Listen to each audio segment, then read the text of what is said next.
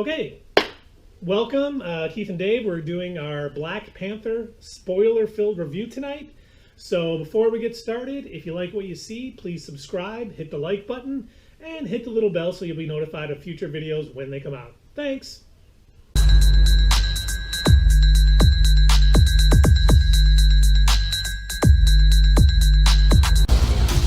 I waited my entire life for this. The world's gonna start over. I'ma burn it all. All right, well, tonight we'll start with Black Panther, of course, performances. Everyone was incredible. Absolutely.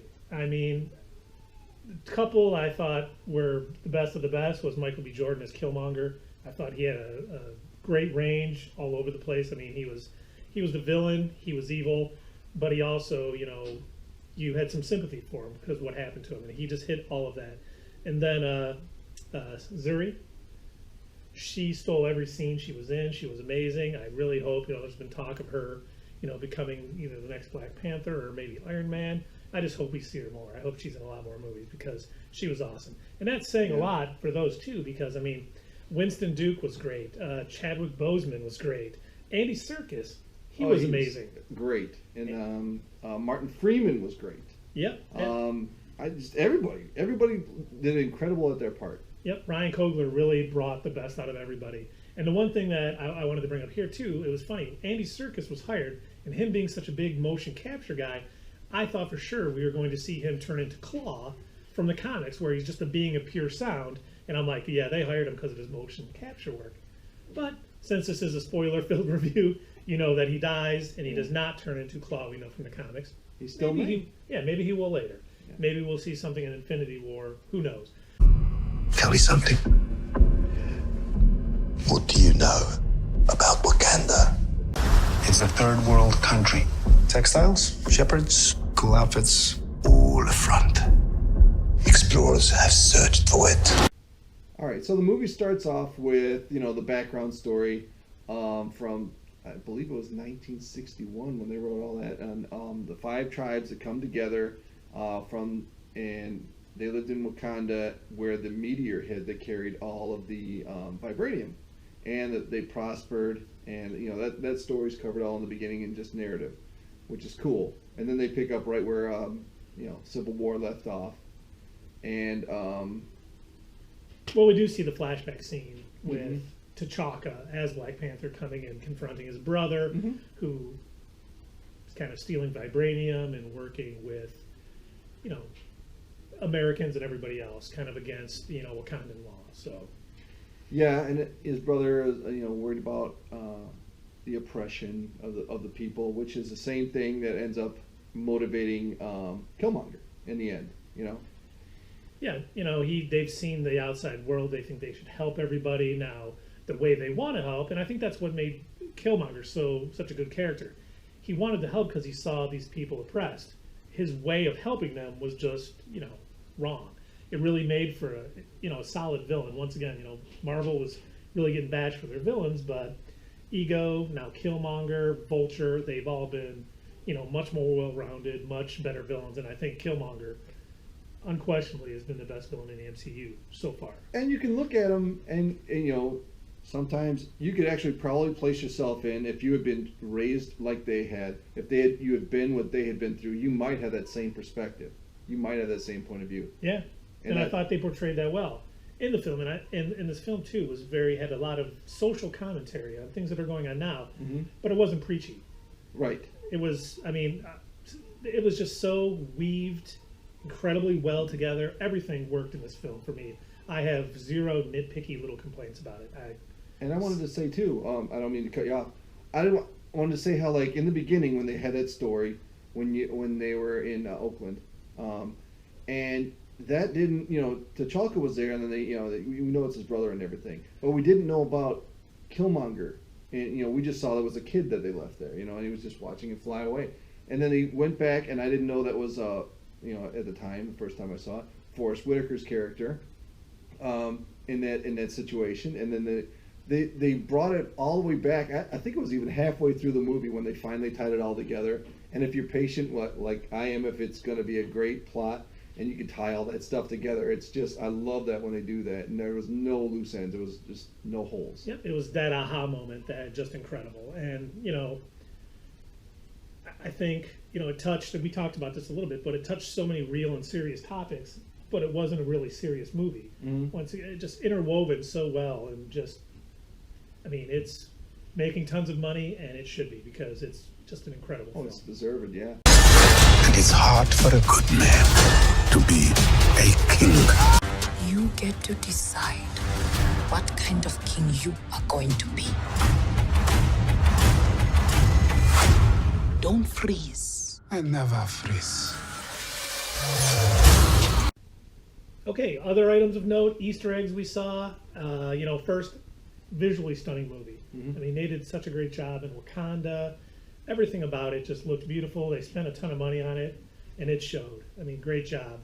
I gotta stop saying But, this took place right after Civil War, and one of the things that, there's a news report talking about the death of King T'Chaka at the hands of Zemo, and then Everett Ross also mentions later on that he's in custody, which is, one, Bucky is clear of all charges, so he can come back into the MCU and he won't be arrested, and that Zemo is still alive, maybe setting up a Masters of Evil thing down the road, where he'll start recruiting villains and all of that. Which I'm sure they won't call it the Masters of Evil, because, you don't set out to do evil. Nobody does. Yeah, no one's like, I'm going to be evil. Right. And let's see here. Claw's arm, he was saying it was an old Wakandan mining tool using Sonic, which is throwback or a call out to his comic book character, because he's a being of pure sound and he has that Sonic. And unfortunately, it doesn't look like he'll ever gain those powers. But once again, it's comic books. Anything can happen. So let's be hopeful that he comes back as a being of pure sound somewhere. It was really awesome when they go into the casino, and then he shot Black Panther. He flew down, and all the money's flying up. He's like, I made it rain. Oh my God, that guy just nailed it. I know we already mentioned it, but the plot point, he was a funny villain. I don't think he really, as a person, he really enjoyed his life, all the way up to the very end when he was laughing when he got shot, because that would be awesome to have that kind of perspective, no matter what the situation. It's like when they jump in the cars after they come out of the casino and they're being chased, and he's like, "What is this? A funeral? Turn on some music," And he's got the mixtape thing. And you know what? When they were interrogating him, when Ross was interrogating him. And when he first walked in, he's like, "Baby, don't hurt me." I was like, he probably should have said, Ross, sit down and say, "Well, is that on your mixtape?" That would have been awesome, But that's no, just that me. would have been great. Speaking of Everett Ross, when T'Challa brings him to Wakanda after the scene, and Zuri's like, "Oh, another broken white boy for me to fix." Yes. Obviously referencing, Bucky the Winter Soldier there. The sneakers that Zuri made. That's obviously Back to the Future 2, the Nike things, that was very funny. And then when you see young T'Chaka, it looked so much like, John, I forget his name, that's okay, John Connie, that I was like, oh my God, they're using the same sort of stuff they used to make Kurt Russell look young in Guardians of the Galaxy 2. But that was not true. It comes around, it was his son playing him. And that's why it looks so much alike. I saw that and I was like, oh, that's pretty dang cool. We also, Nakia Lupita's character was a war dog, which is kind of this spy organization within Wakanda. We'll talk about more about that in the post-credit scene. And, there's tons of stuff going on. We'll probably see more as we see it more times. I'll be seeing it again this weekend. I thought it was very cool that was, and I saw this as a quote from Chris Evans. He tweeted this, but I thought of it when we were watching it, that it's very James Bond when when he became the king and they went downstairs and she showed him all the toys he's gonna have. Yep. I thought that was very James Bond, and I thought it was very cool. Yep, Zuri was cute, giving him all the stuff he's gonna need. Yes, absolutely. I said at that time.